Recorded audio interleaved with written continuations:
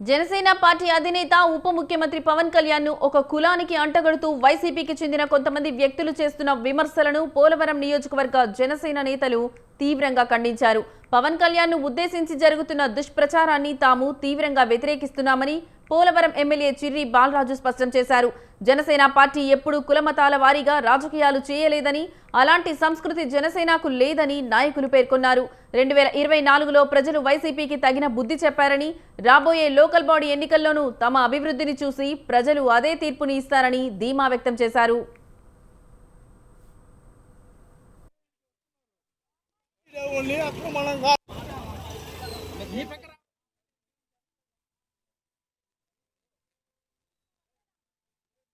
ఇదైతే ఈరోజు ప్రత్యేకించి కళ్యాణ్ గారిని టార్గెట్ చేసి మాట్లాడడం మేము పోలవరం నియోజకవర్గం నుంచి చాలా తీవ్రంగా ఖండిస్తున్నాం. అలాగే రానున్న రోజుల్లో తప్పకుండా ప్రజలే మీకు బుద్ధి చెప్తారు. లోకల్ బాడీ ఎలక్షన్స్ వస్తున్నాయి. గతంలో ఈ 5 ఏళ్ల పాలనలో ఏ విధంగా రాష్ట్రాన్ని కానీ పోలవరాన్ని కానీ గిరిజన ప్రాంతాలను కానీ ధ్వంసం చేశారో అవన్నీ కూడా ప్రజలు గుర్తు చేసుకున్నారు. గుర్తు చేసుకుని 2024లో మీ అందరికీ బుద్ధి చెప్పారు. ఈ లోకల్ బాడీ ఎలక్షన్స్లో కూడా ఖచ్చితంగా మీరు 5 ఏళ్ల ఈ విధ్వంసాన్ని మేము 2 ఏళ్లలో ఎంతో అభివృద్ధి చేసి చూపించాం.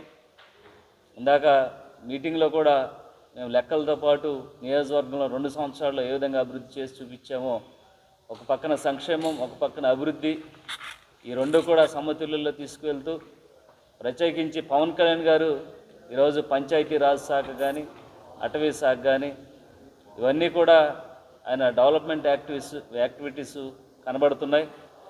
ప్రత్యేకించి ఆయన పంచాయతీరాజ్ మీద దృష్టి పెట్టి ఈరోజు 24వ స్థానంలో ఉన్నటువంటి పంచాయతీరాజ్ శాఖని మొదటి స్థానంలోకి తీసుకొచ్చినటువంటి ఘనత